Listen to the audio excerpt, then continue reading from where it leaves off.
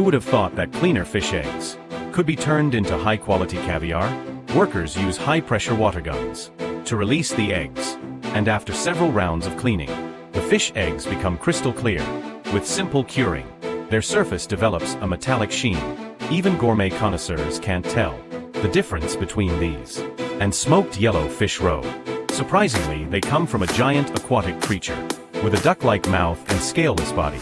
The paddlefish, spoonbill catfish, commonly seen as a delicacy on dining tables.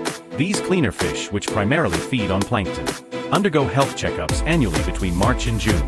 Workers fish them out of the pond, scan them with specialized equipment, and carefully transport the qualified ones back to the farm unharmed. While paddlefish sell for around $7 per pound in the market, the value of fully grown ones like these is hard to quantify in monetary terms. Each paddlefish capable of producing precious roe is an indisputable elder. Male paddlefish take at least 6 years to mature, while females require even longer, usually 8 to 10 years. Unlike most fish, which spawn annually or multiple times a year, every glistening egg from a paddlefish is the product of time. Most female paddlefish only spawn once, every 3 to 4 years, and the timing depends on the environment. In poor water conditions where food is scarce, forget about reproducing. Even basic survival is a struggle. Paddlefish originate from North America, but like China's sturgeons, they are now endangered in the wild. This is not due to natural causes, but entirely human-driven. As ancient creatures that coexisted with dinosaurs, they have survived countless challenges. Once they reach adulthood, they have virtually no natural predators, even though their combat abilities are mediocre. Their impressive size, up to 1/8 meters long, and weighing close to 40 pounds, means that few creatures dare to mess with them. The tragedy lies in their highly prized qualities. Their caviar is renowned for its rich flavor. Their tender meat and smooth skin are boneless, and they have no small bones. For locals, they are the dream fish. So much so that they've been eaten into near extinction. As broadcast spawners, paddlefish gather during breeding season, returning to specific locations to spawn. When water temperatures reach 13 to 16 degrees Celsius, it's like flipping a switch. They release their eggs into the water. But due to overfishing and slow growth, paddlefish reproduction has become a solemn event in many areas, resembling a gathering of war veterans, taking their final group photo. In some regions, paddlefish have even gone extinct, maintaining the population through artificial stocking. At the fish farm, paddlefish are tagged with ribbons based on their gender. After administering hormone injections, workers press on the female fish to check the maturity of their eggs. Just like other farmed fish, broodstock do not need to spawn naturally. They are anesthetized, entering a deep sleep. The workers lift the broodstock and place them on the operating table. Experienced staff then make a small incision near their gonads and gently press to extract the eggs. As pressure is applied, shiny black eggs gush out. The quantity of eggs depends on the fish's age and weight. After 3 to 4 years of constant development, a single paddlefish in a controlled environment can produce anywhere from 100,000 to 300,000 eggs. Since paddlefish mature slowly, they are not treated as disposable resources. If handled properly, females that undergo a cesarean-like procedure can survive and recover after 3 to 4 years. They can participate in breeding again. Once the egg extraction is complete, the previously plump fish are entirely empty. Workers immediately stitch up the incision and return the fish to the pond for recovery. In contrast to egg extraction, the process of collecting sperm from male fish is much simpler. A needle with a soft tube is inserted into the male fish's genital opening, and sperm is extracted into a container. The fish is then repositioned, and gentle pressure is applied until all the sperm is collected. Once both male and female fish have fulfilled their tasks, they are carefully monitored for a few days to ensure their recovery. Once confirmed healthy, they are returned to the pond. To continue their lives, paddlefish can live very long lives, often reaching 40 to 50 years. As long as they remain reproductively viable, they are kept alive and reused in breeding programs.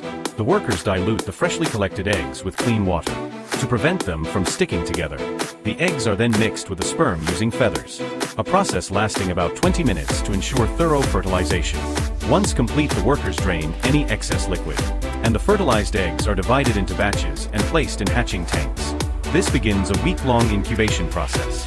During this time, to ensure a high hatching rate, workers periodically remove the eggs to sort out any bad ones.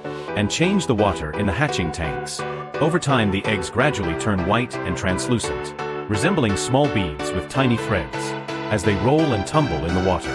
By this stage, they are already living embryos. A week later, tiny fish resembling tadpoles hatch, though their distinctive long snouts have yet to fully develop. The transformation of paddlefish fry. Through a pipeline, the fry are transferred into a water basin. Workers use nets to scoop them all out, weigh them to calculate their quantity, and then begin packing. The fry are then distributed into fish ponds according to density. The density must not be too high. Unlike their harmless and docile adult selves, young paddlefish are true little devils, with teeth in their mouths. If the population density is too high, they turn on their siblings to survive, often leading to cannibalism. Young paddlefish have a similar diet to adults, preferring zooplankton, especially the moving kind. However, in fish farms, relying solely on zooplankton is unrealistic. Instead, they are fed high-protein formulated feed. But here's the challenge. For paddlefish that can grow to over 100 pounds, how much zooplankton would it take to keep them full? As the saying goes, when one door closes, another opens. To ensure paddlefish survive, nature has equipped them with two major advantages. A massive mouth 2 to 3 times the size of their head, which when opened acts like a trawl net, scooping up all the zooplankton in its path. Additionally, their paddle-like snout helps maintain body balance and is covered with sensory cells, acting as an extended reconnaissance device. If it detects any movement nearby, the mouth immediately opens to capture the prey. Perhaps due to their long-term habit of keeping their mouths open, the flow of water through their gills brings in ample oxygen, making independent breathing seem unnecessary. Over time, their ability to breathe independently has degenerated. Today, paddlefish need to keep swimming to stay alive. Much like sharks, if they stop moving, they will suffocate.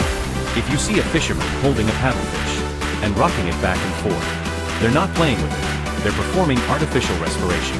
While their unique body structure offers benefits, it also has drawbacks. Their elongated bodies and bulky shapes make them less agile than other fish. Furthermore, they lose their teeth as they mature, earning them the nickname, the gentlest giant of freshwater fish. Their lack of defensive capability means they don't even put up a fight when captured. When the fry in the nursery pond reach 15 to 20 centimeters, they need to be relocated. Workers guide them into narrow channels, carefully scoop them up, and transfer them using specialized fish transport trucks to ponds 1 to 2 meters deep. To protect the young fish from bird attacks, nets are installed above the ponds, providing them a safe environment to grow. In China, there are two main methods of farming paddlefish. One involves raising paddlefish exclusively in a single species setup, while the other mixes them with various other fish in polyculture systems. In the polyculture process, the most negatively affected are the grass carp. As their dietary habits are similar to paddlefish, they are often forced out of their ecological niche to prioritize the more valuable paddlefish. The grass carp lose their role in the ecosystem. However, their counterpart, the silver carp, is different. Being herbivorous, they contribute to water quality improvement. So workers leave them in the system to maintain balance. As usual, workers feed the fish every evening. The timing aligns with paddlefish's unique sensory adaptation. Their paddle-like snout is highly efficient in locating food, making them less reliant on sight. Over time, their eyes have degenerated and become sensitive to pee. Prolonged exposure to strong sunlight. While paddlefish are not particularly demanding about water quality, there are limits. Workers periodically test the water's pH level, ammonia nitrogen content, and dissolved oxygen levels. For example, if the dissolved oxygen drops below 5 milligrams per liter, paddlefish will start surfacing for air. If it falls below 2 milligrams per liter, large-scale mortality may occur. This is why workers are less worried about trivial things like family drama, but fear rainy weather the most. At such times, nothing else works except turning the aerators to full power. Though paddlefish are surface-dwelling fish, if large numbers are seen floating on the water during the day, it's not because they're out for a scenic tour. It's a desperate cry for oxygen.